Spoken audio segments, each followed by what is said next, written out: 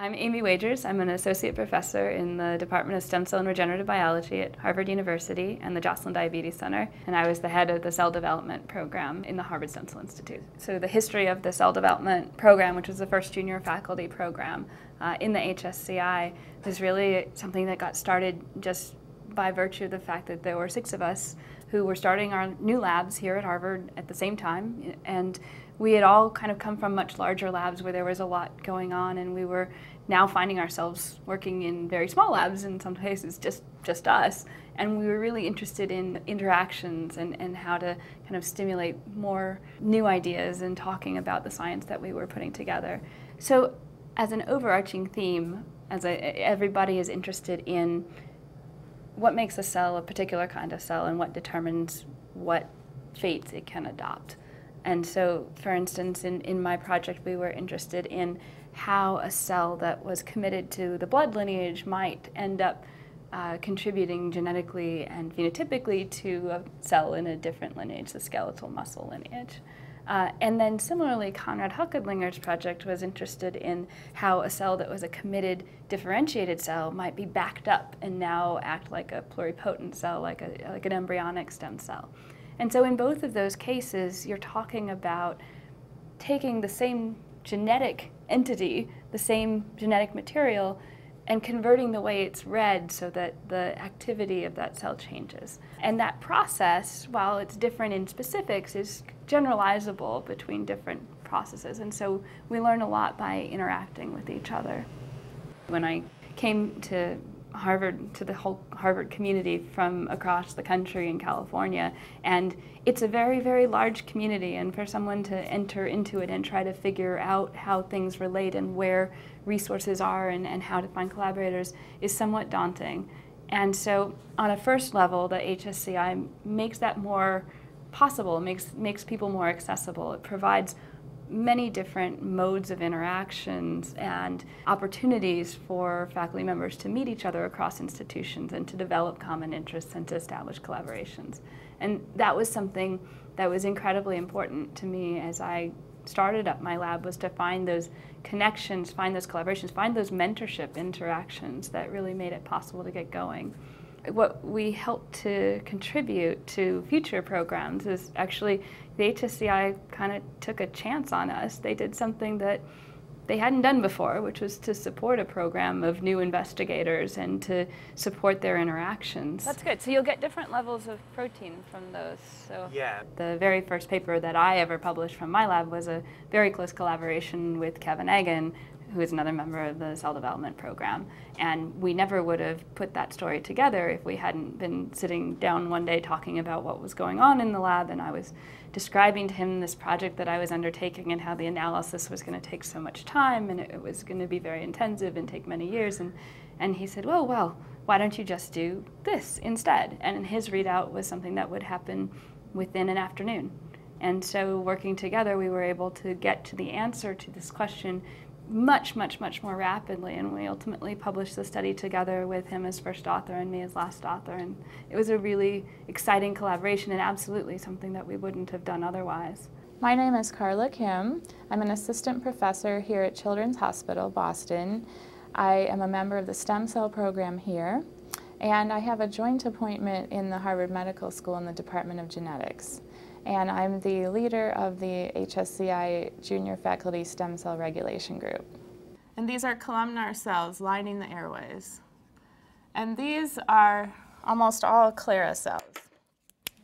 So they're all positive for this protein CCSP. The stem cell regulation program got started really from a series of informal interactions that the 5 of us had, mostly at HSCI events. And we started to realize that we were all very interested in understanding how our favorite stem cell might then go on to the next step, how it might differentiate. So do you have experience doing that kind of thing? Yeah, okay. I mean, you'll have to just sequence, you'll have to discover the SNP, and then if you have it, then you can figure it out. Then you can sequence. Yeah. That's what we need to do. That's what I would do. And we also realized that each of us had different areas of expertise and techniques, and that by getting together we might be able to do research, do experiments that no one of our labs could do alone. For example, Richard Gregory is a biochemist, and myself I would think of more as a geneticist. I do mouse modeling. When Richard's lab finds a microRNA that they think might be important, he can go to one of us and say, I want to make a knockout mouse of this molecule. And we can immediately start to help him because he's never done this kind of work before. At the same rate, what can happen is I could go to Richard and say, here's my favorite lung stem cell population. Can you find the microRNAs that might be important here? And he would take a biochemical approach. Go along with this whole idea of large chromosomal loci being regulated. Well, like general de-repression. Yeah. So it was recently published that you can derive live-born parthenogenetic mice. I think one of the most important activities that our junior faculty group does on a monthly basis is what we call the Chalk Talk. And what that means is that one of us will volunteer to present the most recent set of experiments that we're doing. And rather than giving a PowerPoint presentation where we've prepared slides ahead of time, the individual will just stand at the whiteboard and draw with our markers representations of the data we've been getting. Rather than just staring at a data slide, it immediately leads people to start asking questions. Because it's not a formal presentation, you haven't given people the introduction part of the talk you normally might, and you can just launch into the data and see what questions people might have.